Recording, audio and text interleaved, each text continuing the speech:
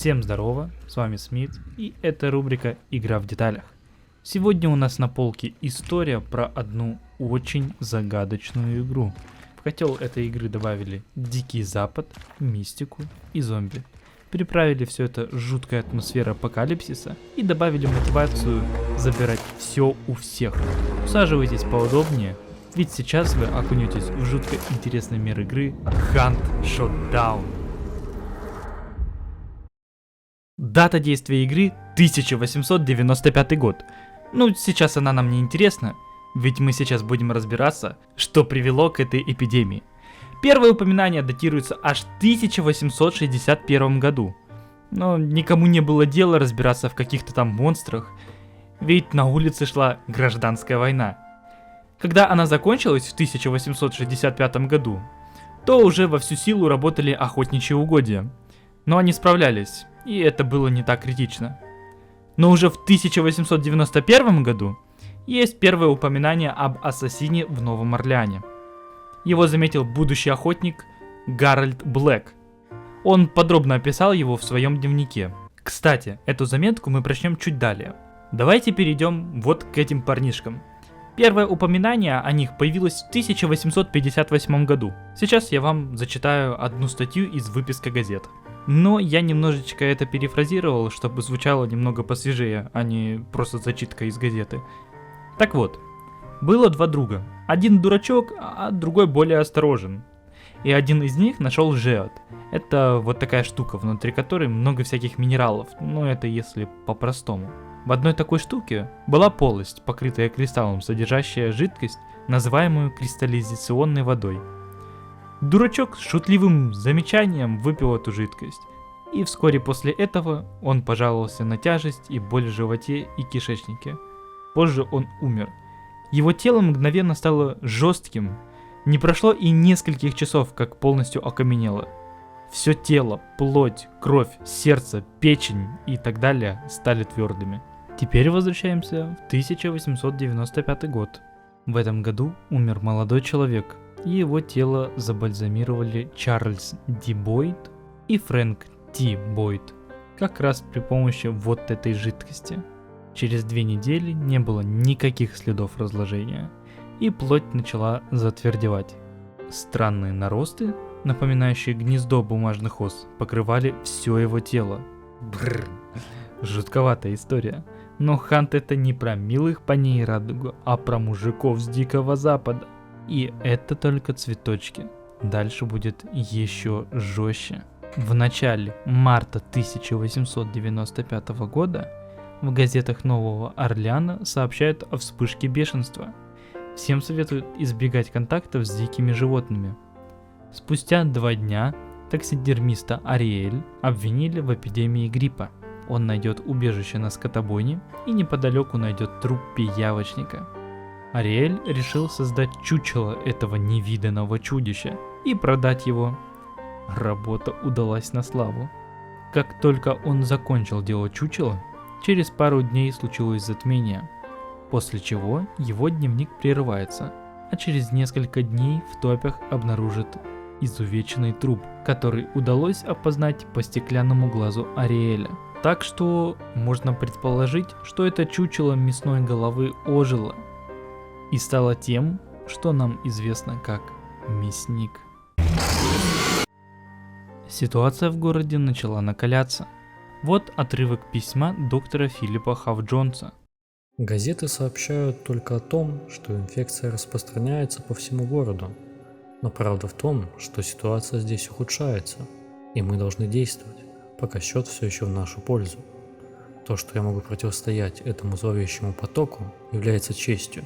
Я надеюсь, что смогу оправдать ее. А теперь поговорим немного об охотниках. Что это за люди, а может быть и что это за существа. В 1894 году история показывает нам персонажа Элвуд Финч. Этому господину выдала ассоциация охотников домик, который он переоборудовал в штаб-квартиру. В ней он регистрировал, распределял и давал задания охотникам, которые за прошлый год успели убить уже сотни монстров. Уже через год Ассоциация охотников, да и сам Финч пришли к выводу, что его навыки будут полезны в больнице для душевнобольных.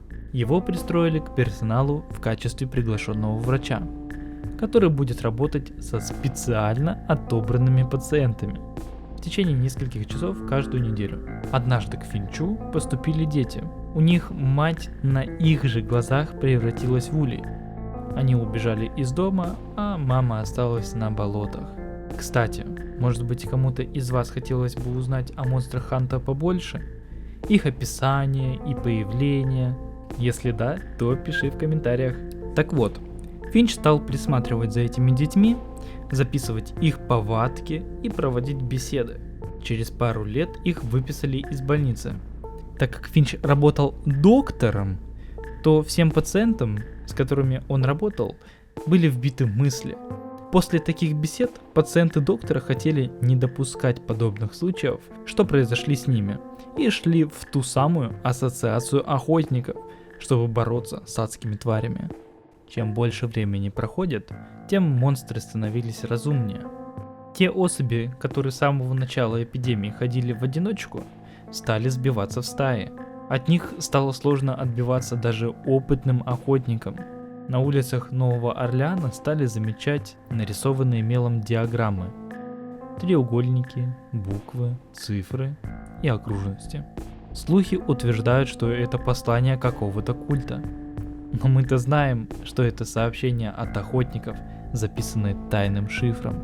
Почти в конце 1895 года произошла бойня в больнице. 14 пациентов было убито, а доктор, который лечил пациентов, был найден мертвым спустя пару дней. Погибшие пациенты, скорее всего, это неудачный эксперимент доктора Финча по вербовке душевнобольных в охотники. Подведем итоги. На этих болотах Луизианы мирно жили люди, трудились, заботились о своих животных и птицах. А потом произошло нечто, что изменило все. Вырвалась наружу какая-то демоническая сила, трансформировала мирных фермеров в гротескное чудовище, которое атакует всех, кто не был изменен. То же самое произошло и с животными, за исключением нескольких лошадей, которые обреченно испускают свой дух лежа на земле. Когда началась вспышка этой неведомой эпидемии, инфицированных изолировали местные жители, выставив вокруг них охрану. Они были обследованы врачами, но остановить эпидемию не удалось. Все большее число людей трансформировались в существ, которых назвали прихвостнями. Зараженные люди медленно теряли все человеческое – чувства, мысли и даже человеческий облик. Местные решительно начали бороться с заражением, но силы были неравные. Чтобы предотвратить панику, власти решили скрыть информацию об эпидемии. С монстрами же разбирались охотники, которые должны были якобы ликвидировать источники заражения в виде главных чудовищ, а зараженные люди превращались в разных монстров. И после рассказа лора игры, по традиции попрошу вас влепить лайк и подписаться на канал. Это мотивирует меня на выпуск новых роликов по новым играм. Кстати, по каким играм выпустить ролик? Я жду ответ в комментариях. А теперь приступаем к обзору боссов игры. Первый босс – Мясник. Его появление мы слышали на 2 минуте 47 секунде этого видеоролика. Можете пересмотреть. Второй босс – это Ассасин. До его прибытия основными существами, с которыми приходилось сталкиваться, были, безусловно, грозные, хотя и предназначенные для других целей монстры. Человекоподобный же ассасин был специально вылеплен для того, чтобы наводить ужас и уничтожать род людской. Выглядит ассасин как человекоподобное существо ростом под 3 метра, но состоящее только из жуков, тараканов и прочей живности. Худое, но сильное тело, одетое в изодранное пальто. В голове имеется большая дыра. В предплечьях находятся костяные жала, которые он способен выстрелить на большое расстояние. Ими же он наносит сильные колющие удары при атаке в ближнем бою.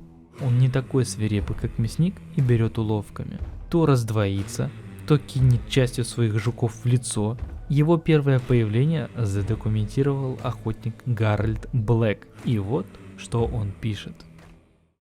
Первый из моих друзей был ослеплен брошенными насекомыми, которые ползали по его лицу, а некоторые забирались в его горло. Крича, он с трудом осознал, что за ним поднимается тень. Мы смотрели, раскрыв рты, как оно достигло своего полного роста, а затем внезапно вонзило клинок в живот и позволило ему упасть. Это первое убийство ассасина, о котором ничего не известно. Мы начали стрелять. Ассасин, казалось, разделился натрое и бросился на следующего из нас. Один налетел на меня, и я попал в него одним выстрелом. Это взорвалось. Мой рот был заполнен лапками, брюшками и челюстями. Жуки ползали по моим дыхательным путям. К тому времени, когда я их очистил, я увидел, как ассасин ударил другого из моих друзей в живот, стараясь избежать от него удара топором, а затем перерезал ему горло. Из раны струилась кровь. Я увидел монстра, лишенного лица. После такой душещипательной истории переходим к третьему боссу. И это Хламоклюв. Название говорит само за себя. Огромного роста существо, некогда бывавшее человеком. Одетое в нечто похожее на плащ с капюшоном, на котором закреплены связки перьев. На спине большой рюкзак, заполненным всяким хламом и полезным для охотников вещами. Ноги на чудовищного вида железных протезах. Рукой оперирует исключительно правой, потому что левой нет. Голова с огромным клювом, и это не маска, это настоящая кость, появившаяся после хирургического вмешательства. И не обошлось без предыстории. Сейчас я вам покажу разговор адвоката и его подзащитного, который обвиняется в 25 убийствах. Что же, я думаю, нам нужно начать с войны. Папа потерял первую ногу на войне, позже и руку, и другую ногу. Ну, это отдельная история. Может быть, мы вернемся к этому позже. Он работал старьевщиком, и его это устраивало. Он ездил по округе на старой телеге, собирая старые сломанные кастрюли, сковородки, мусор, тряпки и прочее. Казалось, чем более сломанным было что-то, тем больше ему это нравилось. Значит, есть кое-что, что он может исправить. Что-то, что он мог бы разобрать и снова собрать. Он любил возиться со старым барахлом. Старый Авис — человек из тряпок и костей. У него было не так много времени на меня. Не стоил я его времени. Я не стоил ничего времени. С этим согласились бы все соседи. Папа любил птиц. Нескольких держал в маленькой деревянной клетке. Возил их с собой на этой проклятой телеге. Покупателям это нравилось. «Человек-птица вернулся!» Вот что они кричали, когда замечали его тележку. И начинали собирать для него металлолом. Папа был как обыкновенная мелкая сорока. Он ездил по всему Баю, отправлялся туда, куда не пошел бы никто другой. Люди это ценили. Им нравилось, что он помнил о них. Нравились его маленькие ручные птички. Он не расстраивался, когда телега застревала где-то в грязи. Ему нравились истории. У него было множество настоящих небылиц. Как я тогда думал. Теперь я же знаю, что это вовсе не сказки. Узнал это на собственном горьком опыте, не иначе. Однажды он позволил мне поехать с ним. Это было как раз в конце лета. Тогда я в последний раз видел его живым. Вы когда-нибудь были в Баю, мистер Бёрк? Не, в последнее время нет. Но это не имеет значения. Расскажите мне о том последнем дне с вашим отцом. Помните, в последнюю неделю августа было так жарко и влажно. И казалось, будто воздух кишит насекомыми. Казалось, что все были на грани. Об исчезновениях, в которых они хотят обвинить меня, уже писали в газетах. О простуде и прочем. На той неделе мы похоронили 2 клиентов. Пришли за их металлоломом и остались на их похоронах. И все время была стрельба. Едва ли бы вы смогли уснуть из-за выстрелов. В город съезжалось все больше и больше странных людей. Сходили с поезда, а возвращались назад в гробу. Как бы там ни было, мы поссорились. Я злился на него. Хотел, чтобы он обратил на меня внимание. Перестал разговаривать с этими тупыми птицами. Вспомнил, что у него есть сын. И мне стыдно признаться, но в ту ночь я убил его птиц.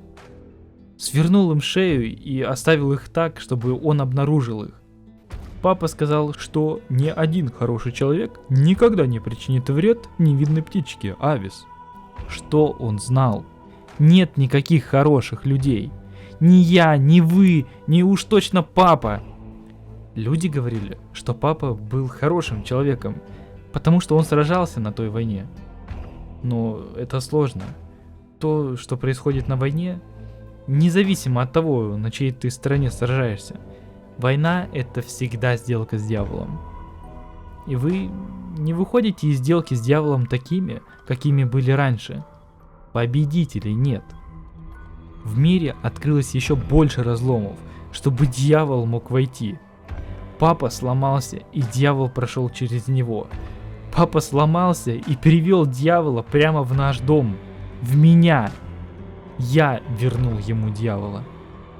Многие люди принимают тишину за умиротворение. Папа совершил эту ошибку. Он сейчас не тихий. С таким большим ртом он точно сейчас не тихий.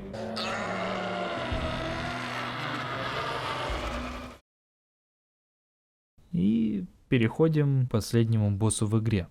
Пока что последнему. Помним, что практически все монстры в Луизиане это изуродованы, в некоторых мере трансформированы в форме люди. Так вот, паук все это возвел в квадрат. Ничего лучше я не придумал, как его описать. Но рассказ одного из охотников, я думаю, вам поможет нарисовать картину этого милого паучка. Я пришел в док. Позже предположил, что это место его происхождения. Там он впервые проявился. Я не могу подтвердить, что это правда, но я так думаю. Когда я пришел, в грязи истекал кровью охотник. В одной руке у него было мачете, а в другой какой-то нечеловеческий придаток. Я узнал его. Это же ополченец из Алабамы. Я избавил его от страданий. Я не знал тогда, что эта часть тела принадлежит пауку. Я думаю, что это когда-то могло быть предплечьем с слишком много суставов, один из которых заканчивался большой костяшкой и разветвлялся на 2 деформированных копыта или пальца. Невозможно сказать определенно. Оно было с толстым черным когтем. Плоть была сырой и в волдырях там, где она не была мозолистой. Точная функция этого придатка вскоре стала очевидной. Войдя в док, я услышал, как что-то двигалось, но не мог видеть где. Интерьер был странный, как будто бы он чем-то покрыт. Углы были смягчены, словно полевыми простынями. Я увидел гигантские нити белой паутины, когда мои глаза привыкли к свету. Затем я оказался в открытой комнате. Из верхних окон струился свет. Наполовину построенная лодка гнила. Я не мог определить происхождение раздававшихся звуков. Черная, вязкая жидкость, капля размером с мой кулак, брызнула на мой рукав. Инстинктивно я взглянул в направление, откуда полетела вязкая желчь, к потолку, где увидел его глаз. Свисая с балки, готовая наброситься, скрывалась искривленная и уродливая масса моей добычи. Когда он набросился, у меня было время для единственного выстрела. Должно быть, это удалось. Чудовище на мгновение замерло. Момент, который я помню сейчас, спас мне жизнь. Паук был собран из множества человеческих форм, объединенных в одно целое. Блэк назвал центрального человека альфа-сущностью. Ведь у паука одна голова, расположенная в области мандибул, отвечает за его чувства и способности. На его спине была выпуклая опухшая масса, Это были легкие, сердце, желудок. Все это активно работало, давая пауку атлетическую выносливость и ловкость. Дело в том, что одному человеку не хватает конечностей. Несколько дополнительных должны быть привиты. Некоторые все еще узнаваемые, другие нет. Не совсем понятно, где одна начинается, а другая заканчивается. Блэк заметил, что у некоторых ног было по 5 суставов. Мандибулы являются более деформированными. Каждая из двух рук срослась в едино. Обладает силой, способной пробить человека насквозь. Ну как? Я обещал, что паук это мерзость, возведенная в квадрат. Но, к счастью, это был последний и самый мерзкий босс. Ролик вышел длинным, так что, скорее всего, я сделаю вторую часть про охотников и истории, связанные с ними.